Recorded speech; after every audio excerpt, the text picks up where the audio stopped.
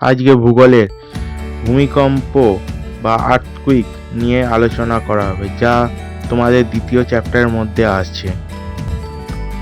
তোমরা আমেরিকা যুক্তরাষ্ট্রে San Francisco শহরটির বিষয়ে শুনে থাকবে, যেটি খুব সুন্দর ও মনোরম জলবায়ুপূর্ণ শহর।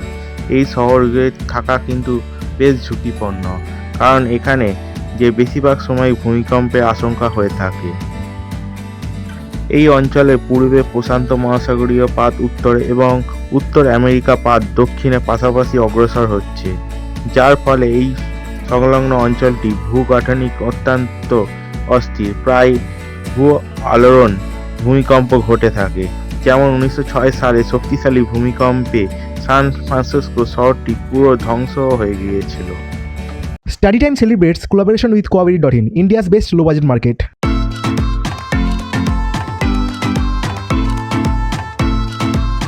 Hey, if you want to buy these watches, you don't need to install any app. Buy it from the links in the description, or you can place your order on call. Lowest price, A1 quality, COD all over India. Easy replacement. Quaveri.in.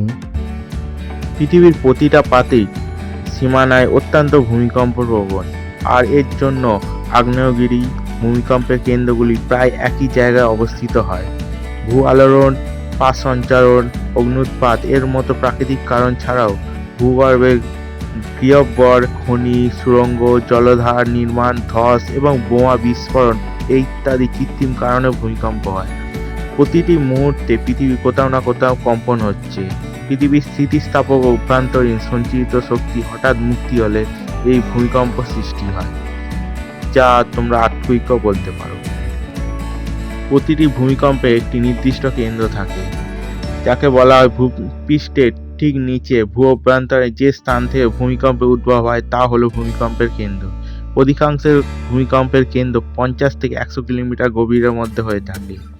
কেন্দ্র থেকে ঠিক উল্লম্ব দিকে ভূপৃষ্ঠের যে বিন্দুতে প্রথম কম্পন পৌঁছায় সেটি হলো ভূমিকম্পের উপকেন্দ্র। পুকুরের ঠিক মাঝখানে ঢিল ছুড়লে ঢেউগুলি যেমন বাইরের দিকে ছড়িয়ে পড়তে থাকে, তেমনি ভূপৃষ্ঠের বা ভূমিকম্পের উদ্ভূত শক্তি কেন্দ্রের উপকেন্দ্রের থেকে পৃথিবীর অন্যান্য তরঙ্গের মধ্যে ছড়িয়ে পড়ে। এই তরঙ্গগুলিকে বলা হয় ভূমিকম্পের তরঙ্গ। ভূমিকম্পের তরঙ্গ 3 ধরনের। এক হলো প্রাথমিক তরঙ্গ, দ্বিতীয় হলো দ্বিতীয় পর্যায়ের তরঙ্গ এবং তৃতীয় হলো পৃষ্ঠ তরঙ্গ। প্রাথমিক তরঙ্গ কাকে বলে? সব থেকে দ্রুত 6 কিলোমিটার পার সেকেন্ড এই তরঙ্গ ভূপৃষ্ঠের প্রথম এসে পৌঁছায়। কঠিন তরল গ্যাসীয় পদার্থের মধ্যে দিয়ে ক্রমশ সংকুচিত ও প্রসারণ প্রক্রিয়া এই তরঙ্গ প্রবাহিত হয়। দ্বিতীয় পর্যায়ের তরঙ্গ, এই তরঙ্গ 3 থেকে 5 কিলোমিটার পার সেকেন্ডে ভূপৃষ্ঠে এসে পৌঁছায়। বস্তুর কণা ওপরে নিচে ওঠা নামার মাধ্যমে প্রবাহিত হয়। এই তরঙ্গের তরল গ্যাসীয় পদার্থের মধ্যে প্রবাহিত হতে পারে না, কিন্তু শুধুমাত্র কঠিন পদার্থের মধ্যে দিয়ে প্রবাহিত হয়। এবং প্রাথমিক তরঙ্গকে তোমরা পি তরঙ্গ বলা হয় এবং দ্বিতীয় যে তরঙ্গ তাকে এস তরঙ্গ বলা হয়। ভূমিকম্পের উপকেন্দ্র থেকে ভূপৃষ্ঠ বরাবর 2 ধরনের পৃষ্ঠ তরঙ্গ বা লেভেল ওয়েভ, যা এল তরঙ্গ বলেও পরিচিত, ছড়িয়ে পড়ে 3 থেকে 4 কিলোমিটার পার সেকেন্ডে, যা লাভা তরঙ্গ এবং র্যালো তরঙ্গ বলা হয়ে থাকে। এই তরঙ্গগুলির কারণে বেশিরভাগ ক্ষয়ক্ষতি হয়ে থাকে। ভূপৃষ্ঠের তরঙ্গগুলি প্রতিফলন প্রতিসরণ সমীক্ষা করেই ভূ অভ্যন্তরণের গঠন বিন্যাস সম্পর্কে জানা হয়েছে। এই তরঙ্গগুলি বিনাশ ক্ষয়ক্ষতি করে থাকে, কিন্তু এই তরঙ্গগুলি বিভিন্ন সময় বিভিন্ন মাত্রা নিয়ন্ত্রণ করে থাকে। ভূমিকম্প পরিমাপের জন্য একটি বিশেষ যন্ত্র হয়ে থাকে, যা সিসমোগ্রাফ বলে পরিচিত। সব সিসমোগ্রাফ মূল গঠন এক হয় না। শক্ত ফ্রেম এবং স্প্রিং এর সাহায্যে ভারী ওজন ঝোলানো থাকে, এর সাথে পেন আটকানো থাকে, আর একদিকে বেলনের গায়ে কাগজের রোল জড়ানো থাকে। ভূমিকম্পের সময় ওজনের সঙ্গে বেলন পেনটি কাঁপতে থাকে। বেলনে আটকানো কাগজের গায়ে আঁকাবাঁকা ঢেউয়ের মতো দাগ পড়ে, যাকে সিসমোগ্রাফ বলা হয়। এই দাগ যখন ভূমিকম্প শুরু হয় তখন এই দাগের মাত্রাটি, মানে যে হরাইজন্টালি বলো, তার সাইজ বাড়তে থাকে, এবং যদি ভূমিকম্প না হয়, শান্ত পরিবেশ থাকে, সেটি একটি লাইনে অবস্থান করতে থাকে।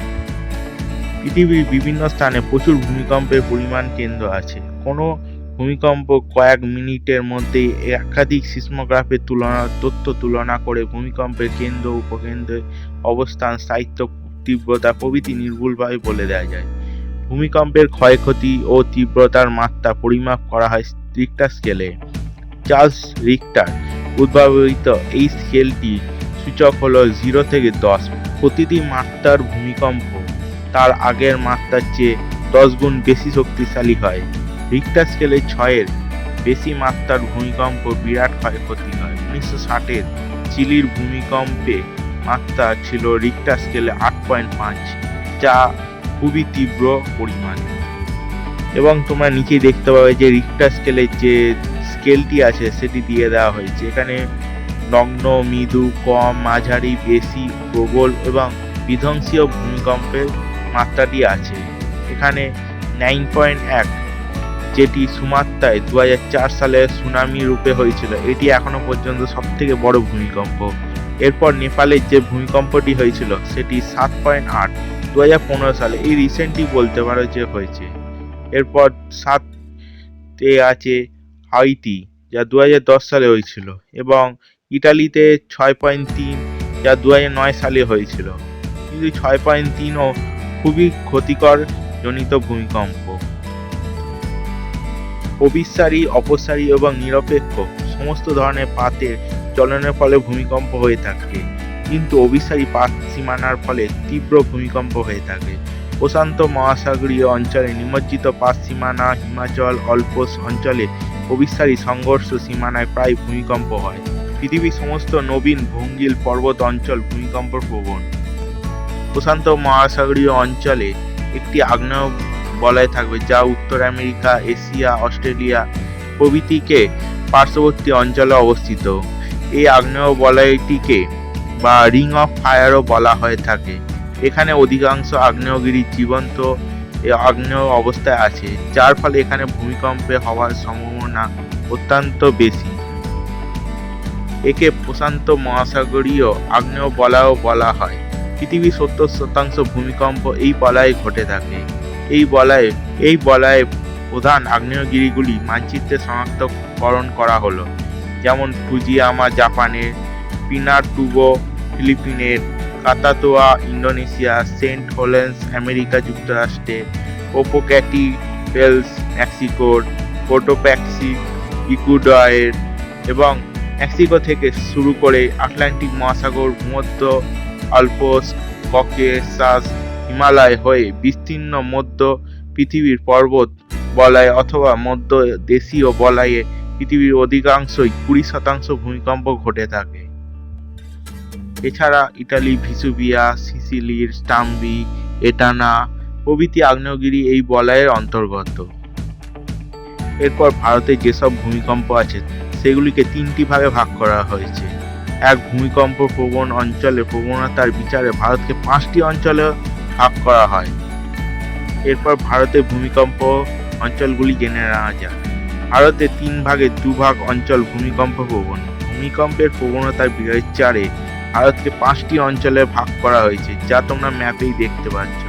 ভারতের ভূমিকম্পের বলয় প্রধানত হিমালয় পার্বত্য অঞ্চল, গঙ্গা ব্রহ্মপুত্র বিস্তীর্ণ অঞ্চল, তবে শেষ 5 বছরে দাক্ষিণাত্যের মালভূমিতেও ভূমিকম্পের ঘটনা ঘটেছে, যা একটি ভাবনার বিষয়। এছাড়া তোমার এই টপিকটির বিষয় তোমাদের যদি আরও জানার ইচ্ছা থাকে তাহলে তোমরা আমাকে কমেন্টে জানাতে পারো। আজকের ভিডিওটি এখানেই শেষ করলাম। তোমরা দেখতে থাকো স্টাডি টাইম। এখানে জিওগ্রাফি ছাড়াও অন্যান্য বিষয়ও পড়ানো হয়, যেমন ফিজিক্স, ম্যাথ, হিস্ট্রি,